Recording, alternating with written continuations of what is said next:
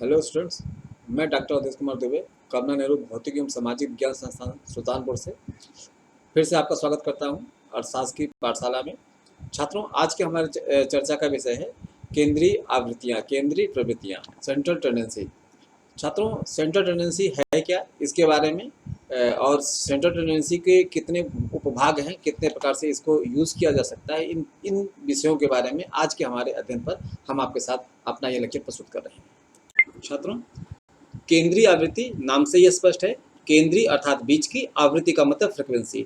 जो हमारी फ्रिक्वेंसियां, जो हमारे डाटा, जो हमारे सेंसर, जैसा कि मैंने स्टार्टिंग के चैप्टर में आपसे बात की थी, जो भी हमें डाटा मिला हुआ है उस डाटाओं के मध्य की वैल्यू को ज्ञात करना। जो हमें सेंसस मिले हुए हैं, जो हमें कलेक्शन ऑफ द डाटा मिला हुआ है, उस कलेक्शन ऑफ द डाटा या सेंसस ऑफ द डाटा के मध्य की वैल्यू को ज्ञात करने की इकाई को, मध्य के वैल्यू को ज्ञात करने की विधि को हम सेंट्रल टेंडेंसी या केंद्रीय फ्रीक्वेंसी डिस्ट्रीब्यूशन, केंद्रीय आवृत्ति बंटन कहते हैं।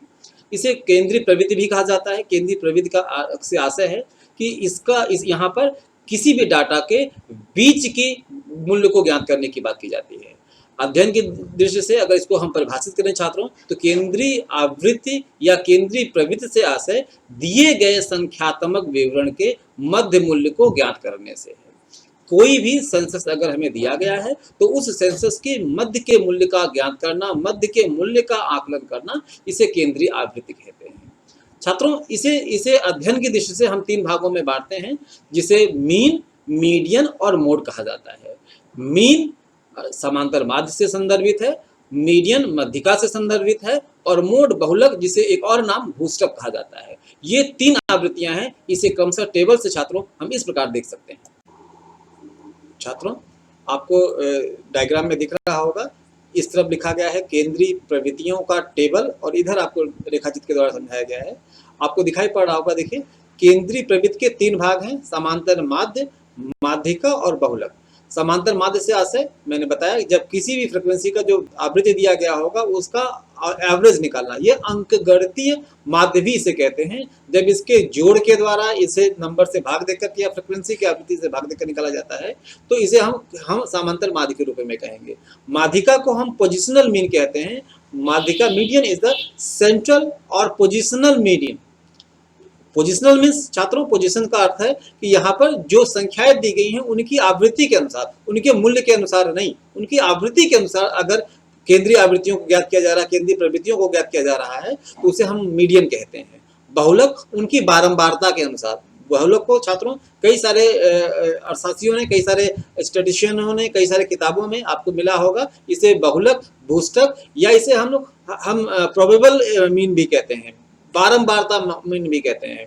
आपको टेबल में दिख रहा होगा, ये 3 इसके भाग हैं जो केंद्रीय प्रवृत्ति को ज्ञात करने के लिए रखे जाते हैं। अब छात्रों, हम इसको रेखाचित्र से समझने की बात करते हैं। आप देखिए, पूरे इस रेखा चित्र में बीच में आपको सेंट्रल वैल्यू के रूप में आपको लिखा गया है कि समांतर माध्य क्या है। समांतर माध्य का आशय छात्रों यहाँ पर क्या है, जब संख्याएं दी गई हैं उनका इक्वल डिस्ट्रीब्यूशन, सारे संख्याओं को योग करके उनके ठीक बीच की बिंदु को ज्ञात किया गया है। माध्यिका से छात्रों आशय क्या है, माध्यिका इस पूरी की पूरी वैल्यू का बीच का फ्रीक्वेंसी डिस्ट्रीब्यूशन है, इसलिए इसको माध्यिका के रूप में कहा गया है।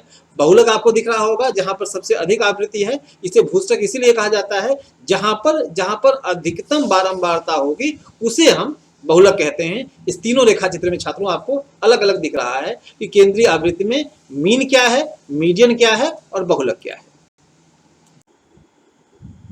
छात्रों, अब इस कड़ी को थोड़ा हम और आगे बढ़ाते हैं, और अब हम अपने द्वारा बताई गई जो तीनों मीडियम हैं उनके बारे में अलग अलग से आपसे अध्ययन करते हैं।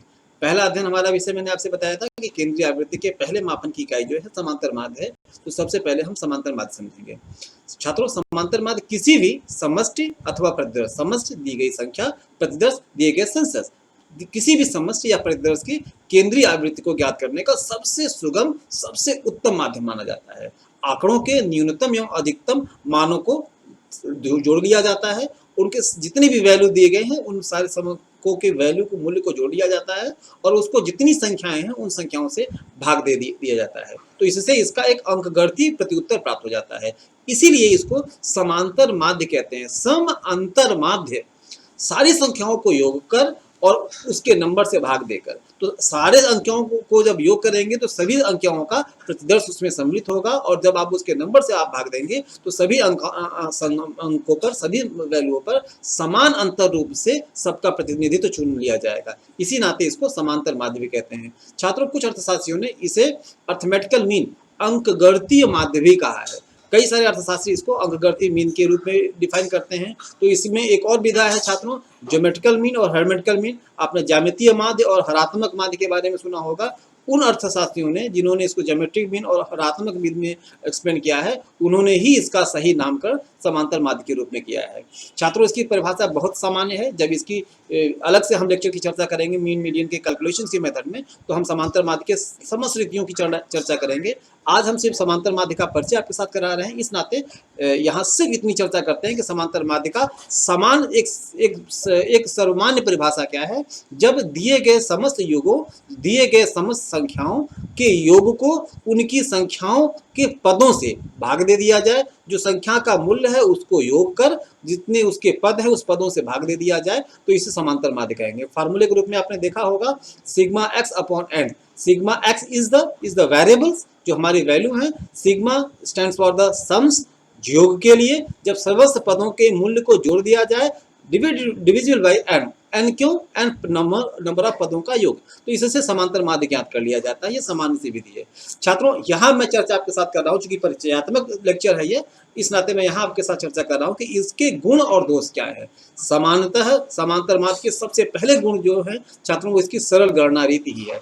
सरल गणना रीति से आशय क्या है कि इसे कैलकुलेट करना बहुत आसान है। समस्त पदों को योग देना और पदों की संख्या से भाग देना, ये इसका सबसे सरल और सरलतम विकल्प है। इसी कारण मैक्सिमम अर्थशास्त्रियों ने इसे अपने अध्ययन का आधार माना है। इसका दूसरा जो सबसे उपयुक्त गुण है छात्रों, ये समझने में बहुत सुगम है, बहुत आसान है।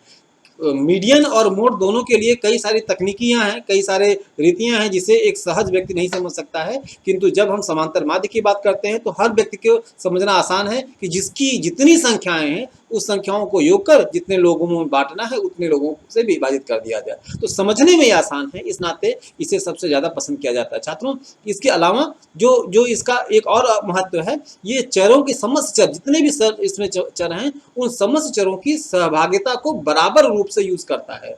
इसके अलावा माध्यम, मध्यिका और बहुलक जो हमारे माध्यम है छात्रों, इसमें समस्त अंकों का समान वर्गीकरण, समान सहयोग नहीं प्राप्त होता है, लेकिन समांतर माध्य में हमारा समानतः समस्त अंकों का वर्गीकरण समान रूप से प्राप्त होता है। इसी कारण हम इसे यथेष्ट माध्य भी कहते हैं, सबसे आइडियल मीन भी कहते हैं। कई अर्थशास्त्रियों ने कई सारी किताबों में आपको लिखा हुआ मिलता है कि what is the ideal mean. Ideal mean is the standard mean is the mean, जिसके हम अर्थमेटिकल मीन कहते हैं, यही हमारा आइडियल मीन है। छात्रों, इसके अलावा इसके और भी गुण कई सारे बताए जाते हैं। आप कह सकते हैं कि श्रेणियों को क्रमबद्ध करने की आवश्यकता इसमें नहीं पड़ती है। इसमें जब समस्त वैल्यू के मूल्य को आप जोड़ ही रहे हो तो इसको क्लास इंटरवल में डालने की बहुत आवश्यकता नहीं पड़ती है। बहुत सारे क्वेश्चन में बिना क्लास इंटरवल लगाए भी अगर आप इसका आकलन कर लेते हैं तो इससे भी आपको आंसर वही प्राप्त होंगे जो आपको क्लास इंटरवल को अरेंज करने के बाद प्राप्त होंगे। तो यह भी इस मीडियन की अच्छाई है, इस मीडियन के गुणों में सातों सम्मिलित है। आंकड़ों के समूह को केंद्रीय प्रवृत्ति सबसे अच्छी तरीके से स्पष्ट करने के लिए मीडियन को प्रयोग करती है।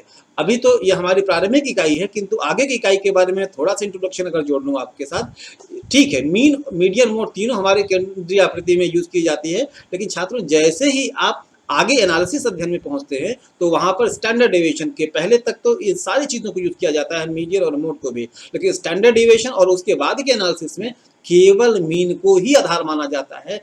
That is why we can say it is the best ever medium of statistical calculation or getting the centered frequency। अब इसके कुछ दोष भी हैं छात्रों। पहला दोष क्या है? ये अवास्तविक है। कई बार संख्याएं हमें ज्ञात तो होती हैं कि एवरेज हमें जो प्राप्त हो रहा है वो लगता है कि ये आइडियल नंबर है, लेकिन वास्तव में वो आइडियल नंबर नहीं होता है। मैं एक दोस्त का एग्जाम्पल आपके सामने शेयर करूं। अगर एक व्यक्ति के पास 2 रुपए हैं और दूसरे व्यक्ति के पास 98 रुपए हैं, तो दोनों का योग 50 होगा, दोनों का योग 100 होगा और दोनों का मीन 50 होगा। एक व्यक्ति के पास 48 रुपए हैं और दूसरे व्यक्ति के पास 52 रुपए हैं, दोनों का मीन सेम वही 50 होगा। तो क्या ये दोनों ही संख्याएं एक बराबर हैं? ऐसी स्थिति में जो मीन के द्वारा आंसर प्राप्त होता है इसे हम अवास्तविकता कहते हैं। इसी कारण इसके आलोचना की जाती है या इसे कई सारे इक्वेशंस में सम्मिलित नहीं किया जाता है। छात्रों एक और इसका जटिल बिंदु है, इसे निरक्षर व्यक्ति या आप कह सकते हैं जो स्टैटिस्टिक के एडवांस टूल को नहीं यूज करना जानता है, उसे यह आसानी से संभव नहीं है समझ में आ जाए। इसके लिए उसको कम से कम एक सांख्यिकी टूल्स की उपयुक्त जानकारी की आवश्यकता होती है। यह एक विशिष्ट टूल के रूप में आगे यूज किया जाता है, ये एक तकनीकी यूज के माध्यम के रूप में जाना जाता है। इस नाते अर्थशास्त्रियों ने इसे अपना माध्यम बनाया है, लेकिन आम लोगों के लिए ये उपयोगी इसीलिए कुछ हद तक सीमाओं तक कह सकता है नहीं है। एक और इसकी आलोचना की जाती है कि सीमांत मूल्यों का माध्यम या के माध्यम पर सीधा इसका प्रभाव पड़ता है। सीमांत मूल्य जब किसी भी वस्तु की कीमतों के मूल्य के बारे में हम चर्चा करते हैं, उस वस्तुओं के मूल्य पर सीधे सीधे इसका प्रभाव दिखाई पड़ता है, लेकिन वास्तव में इसका प्रभाव उस रूप में, उस इकाई के रूप में स्पष्ट नहीं होता है। तो यह भी इसकी एक आलोचना के बिंदु में शामिल है कि यह सही माध्यम को ज्ञात करने में कई सारी जटिलताओं को पैदा करता है। That is why it is not to be preferred by the statistician. छात्रों अब हम अगली इकाई की चर्चा कर रहे हैं जिससे हम मध्यिका कहते हैं। मध्यिका जैसे कि मैंने मीन में आपसे बताया था कि यह अर्थमेटिकल मीन है, अंकगणितीय माध्य है, वैसे ही मध्यिका को हम लोग पोजिशनल माध्य कहते हैं। इसका आशय हमारे छात्रों पोजीशन के माध्य से है, स्थान के आधार पर माध्य से है। आंकड़े जो भी हमें दिए गए होते हैं उसके अंदर श्रृंखलाएं होती हैं, उस श्रृंखलाओं में जो हमारा पोजीशन के आधार पर जो हमारा मध्य मूल्य पहुंचता है उसे हम मध्यिका से ज्ञात करते हैं। कई सारे अर्थशास्त्रियों ने इसकी अलग अलग परिभाषाएं दी हैं।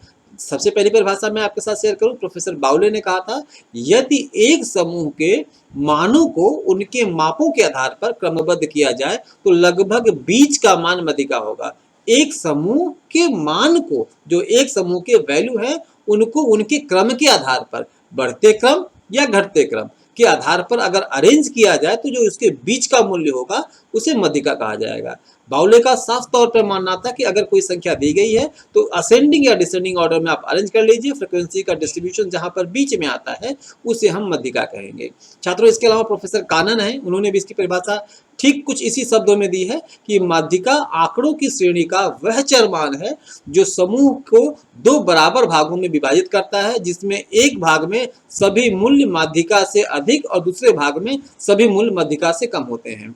जो अंकमालाएं दी गई हैं, अगर 0 से 10 तक का मूल्य दिया गया है तो बीच का मूल्य मध्यिका होगा, उसके ऊपर की वैल्यू उस मध्य मूल्य से कम होगी, उसके नीचे का मूल्य उससे अधिक होगा। तो ठीक उसी कंडीशन पर इन दोनों अर्थशास्त्रियों ने मध्यिका के मूल्य के बारे में चर्चा की। छात्रों एक और अर्थशास्त्री हैं प्रोफेसर गैरेट, अगर उनके बारे में मैं चर्चा करूं, उन्होंने मध्यिका को परिभाषित किया है, जब अव्यवस्थित अंक या अंक माप आकार या मूल्यों के अनुसार क्रमबद्ध कर दिए जाएं तो उनका मध्य स्थान मध्यिका कहलाएगा। अव्यवस्थित मूल्य, अव्यवस्थित फ्रैक्चर वे में, जो असंतुलित तरीके से, अगर हमें किसी बच्चे की उम्र 5 साल, किसी की 4 साल, किसी की 2 साल, किसी की 8 साल, किसी की 12 साल, किसी की 6 साल ऐसे दिया गया तो इसको क्रमबद्ध कर दिया जाए, 1 2 3 4 बढ़ते क्रम में अगर अरेंज कर दिया जाए तो बीच के बच्चों का जो पोजीशन आएगा उसे हम मध्यिका कहेंगे, उसे हम मध्य मान कहेंगे। तो ये प्रोफेसर गैरेट ने कहा था। गिलफोर्ड ने भी इसी बातों को इसी अपने भाषा में कहने का प्रयास किया है। इनका मानना था कि मध्यिका मान किसी मापनीय आधार पर उस बिंदु को परिभाषित करता है जिसके ऊपर आधी इकाई और जिसके नीचे आधी इकाई होती है। ऊपर की आधी इकाई कहने का मतलब है कि जो आधा मूल्य है वो ऊपर होगा और आधा मूल्य जो नीचे होगा। ये जितनी परिभाषाओं की छात्रों मैंने आपके साथ चर्चा की, ये सारी परिभाषाएं आपको स्क्रीन पर दिखाई पड़ रही होंगी। इसके आधार पर आप इसका नोट्स भी आप तैयार कर सकते हैं साथ ही साथ। छात्रों अभी हमने आपके साथ चर्चा की मध्यिका के परिभाषाओं के बारे में, किंतु अब इसके गुण और दोष के बारे में एक छोटे सा प्रकाश लेते हैं। छात्रों सबसे बड़ा गुण मध्यिका का यह है कि इसकी गणना बहुत ही सरल और बहुत ही आसान है। जब गणना सरल है तो इससे समय का बचत होता है, समय को की सीमितता में भी इसे आसानी से ज्ञात किया जा सकता है। और दूसरा सबसे बड़ा इसका महत्व छात्रों ये कहा जा सकता है कि इससे सामान्यतः गणनाओं में मूल्य बहुत जल्दी से नहीं बदलता है। अगर हमने 10 बच्चों के सेंसस को लेकर के आधार बनाया है तो अगर हमारा मध्य मूल्य कुछ आ रहा है तो ऊपर की संख्या नीचे की संख्या अगर बदल भी जाएगी तो इसके मूल्य में कोई विशेष परिवर्तन नहीं होता है, मूल्य में परिवर्तन की संभावनाएं बहुत ही कम होती हैं। तो इस कारण ये और आसान है, ये भी इसके गुण में शामिल है। इस कारण इसकी उपयोगिता ज़्यादा लोगों को लगती है कि मूल्य में परिवर्तन बार बार नहीं करना पड़ता है। छात्रों, इसका एक और गुण है कि सीमांत मूल्यों को ज्ञात न होने पर भी यह मध्यांक की गणना कर लेता है। अगर हमें सीमांत मूल्य नहीं ज्ञात है, एडिशनल वैल्यू हमें नहीं ज्ञात है, बढ़ती हुई इकाइयों का मूल्य नहीं ज्ञात है, तो भी इसके मध्य मूल्य की गणना इसके साथ आसानी से की जा सकती है, क्योंकि हमें बीच के मूल्य से अंतर है, हमें आगे के बढ़ते हुए मूल्य से इसका कोई बहुत सरोकार नहीं होता है। छात्रों, लेकिन इसके कुछ दोष भी बताए गए हैं।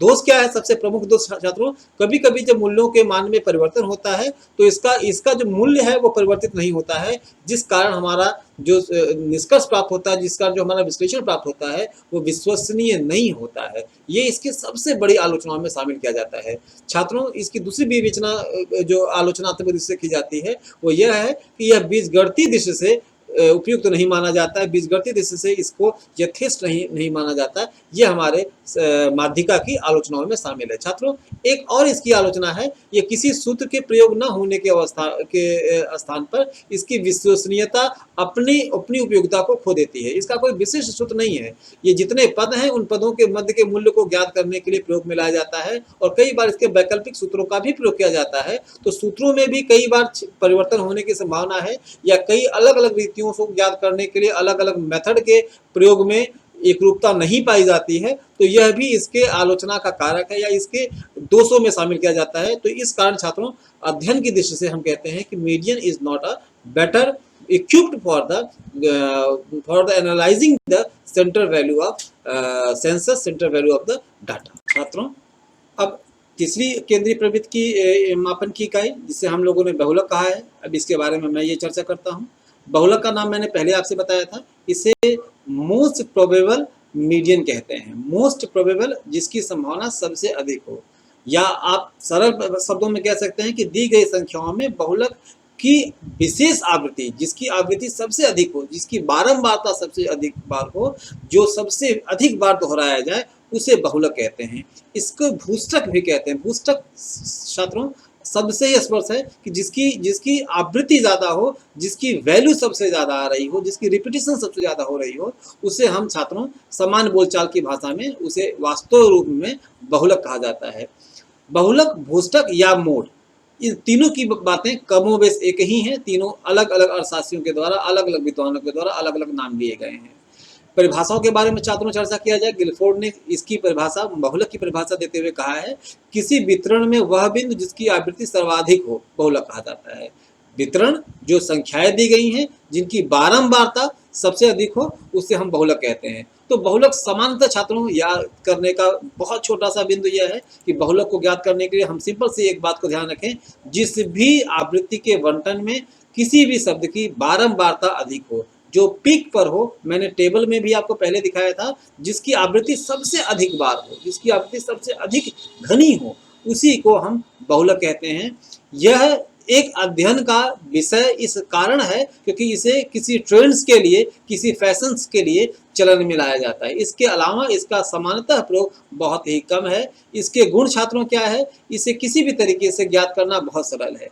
किसी भी समय अगर आपको बहुलक ज्ञात करना है, आप सड़क पर चलते हुए 100 गाड़ियों में से जिस गाड़ी की सबसे ज़्यादा दिखाई पड़ेगी, जिस गाड़ी के ब्रांड सबसे ज़्यादा दिखाई पड़ेंगे, आप कहते हो यह गाड़ी चलन में है।